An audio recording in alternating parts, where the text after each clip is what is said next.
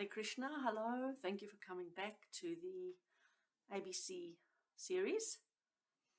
So we've got all the way up to the letter X, and I've been having a think about it, and I think I've come up with a good little topic for us.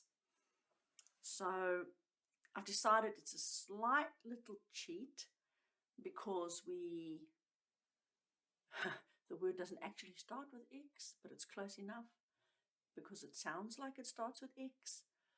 So we're sort of going to go with a really important word, and the word is example, right? Example. So you can sort of hear the X in there. Example.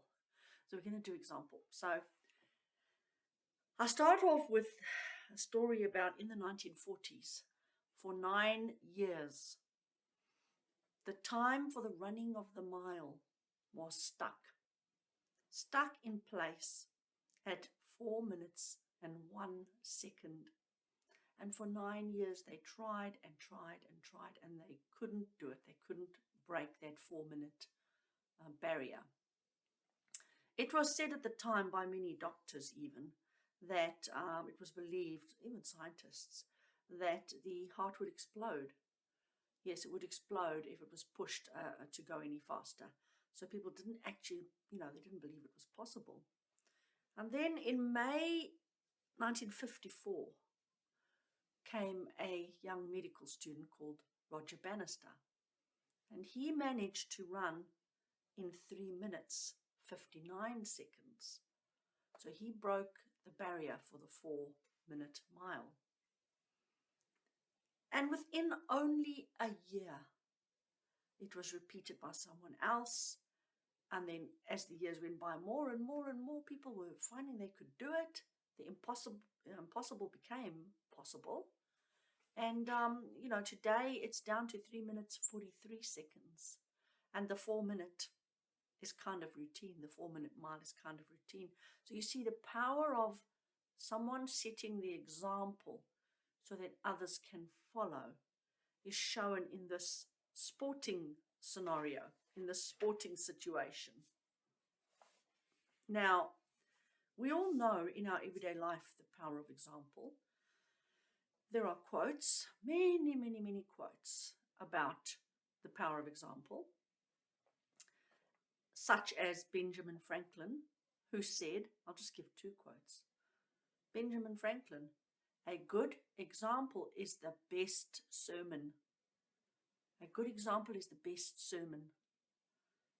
And then Gandhi, he said, an ounce of practice is worth more than a ton of preaching. Isn't that exactly what Franklin was saying? So an ounce of practice is worth more than a ton of preaching. So, and you can look up so many other famous examples of the power of being able to lead people by example.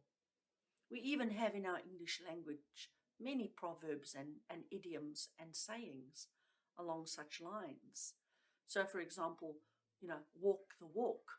Don't just talk the talk, but walk the walk. It's easy to talk the talk. Then we have the one that says, practice what you preach. And also actions speak louder than words. So it is well known within our everyday lives that there is a lot of power in the example. Now, what we want to do in this talk is apply the power of the example to spiritual pathways. Progress along a spiritual path is made easier if you have a leader or an example to follow. So we have to be careful because it so happens that there are people out there who pretend to be spiritual masters or swamis or gurus or spiritual leaders who really kind of do talk the talk but not walk the walk. Prabhupada, the holy spiritual master who brought the wisdom of the Vedic scriptures to the West, translated it and brought it, Prabhupada, he warned so many times, about the fake guru. And the fake guru is kind of easy to spot if you know how, because it's quite simple. They talk the talk but don't walk the walk. They do not actually lead by example. Whereas Prabhupada was an acharya, and so was Jesus. An acharya leads by example at all times. They teach by the example of right conduct at all times. And so if you can't say that is true of your spiritual leader, then they're not an acharya, and they might not be the best for teaching you by example. So one has to be careful about sort of getting tied up with fake examples. So in the Bhagavad Gita, which is our Vedic text that we often refer to in this talk series, we have a nice little series of verses where Krishna is speaking to Arjuna and explaining to him about this very topic. So in Bhagavad Gita chapter 3, and it runs from verse 20 to 23, he tells the following: kings such as Janaka attained perfection solely by performance of prescribed duties. Therefore, just for the sake of educating the people in general, you should perform your work. So, perform your work for the sake of educating the people. The work that was mentioned here was spiritual duty kind of work, or dharma. Verse 21 goes on: whatever a great man performs, common men follow. And whatever standards he sets by exemplary acts, all the world pursues. You see, and that works both ways. If one sets bad examples, people will follow and go down a bad pathway. So what we're looking for is leadership, and actually that leadership should be all kinds of leadership, especially political leadership, should be leading us down a better spiritual pathway. But unfortunately, that's not the case.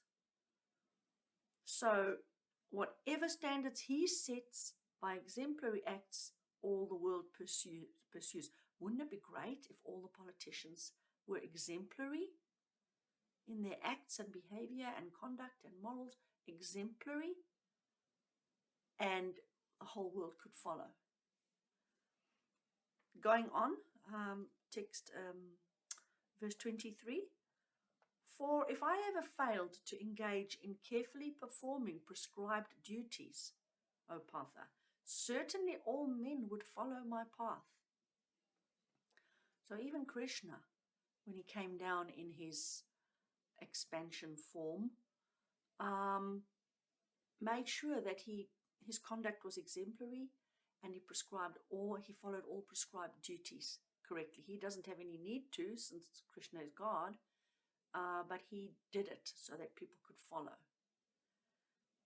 And in verse 25, as the ignorant perform their duties with attachment to results, the learned man may similarly act, but without attachment, for the sake of leading people on the right path. So you may find that highly spiritually developed spiritual leaders are doing what we are doing in our everyday lives.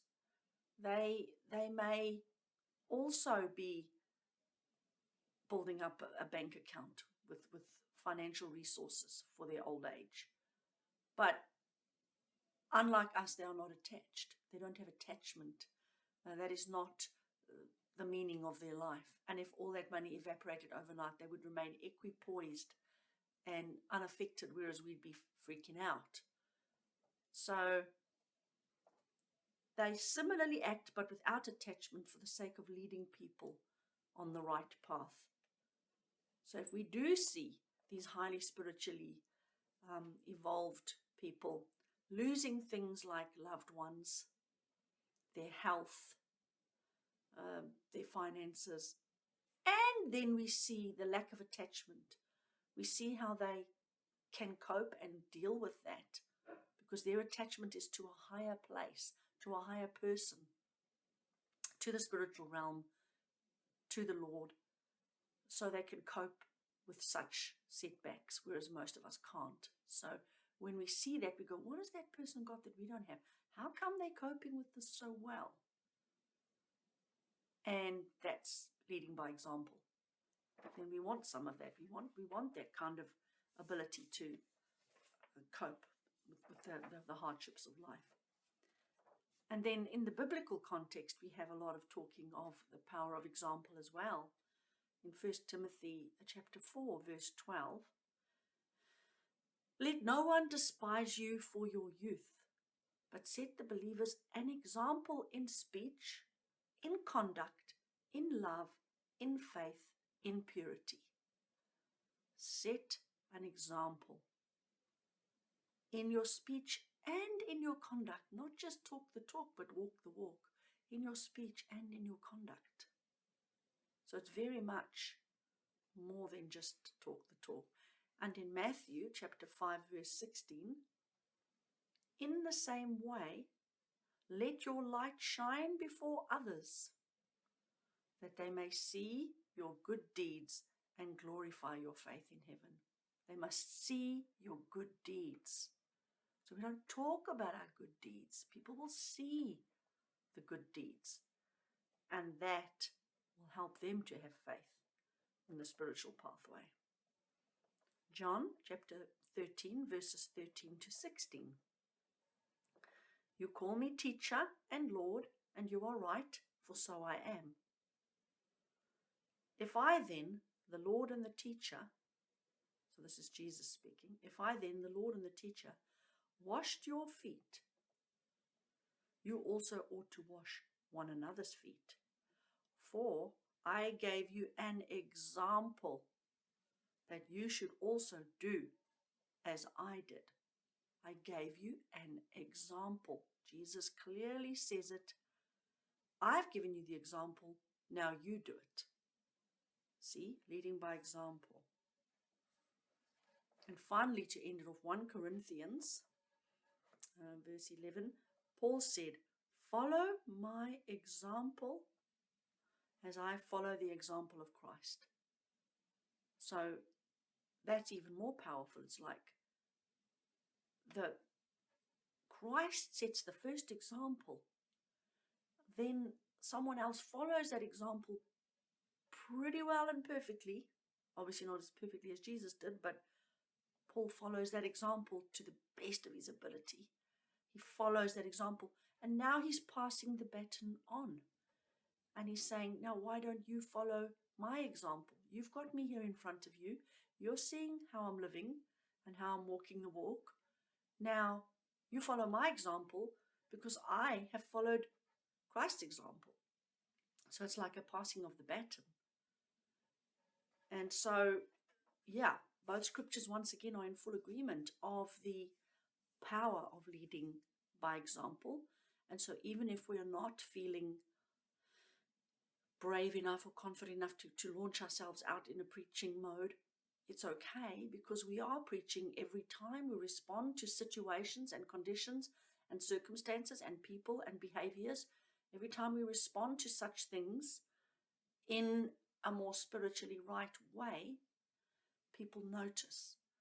And so we preach by trying to walk the walk and not talk the talk. We preach by setting an example. And because we are very, very, very far from being, in the state of which Jesus was in, we may lapse. And we do lapse frequently. But that's the goal. That's the goal we've been told to try to do. Try to follow the example of a spiritual leader, a genuine one. And we get progress on the spiritual path. So thank you. I hope you enjoyed it. We'll get back for the letter Y, and I'll have to have a think on that one, won't I? Thank you, and see you shortly for the letter Y.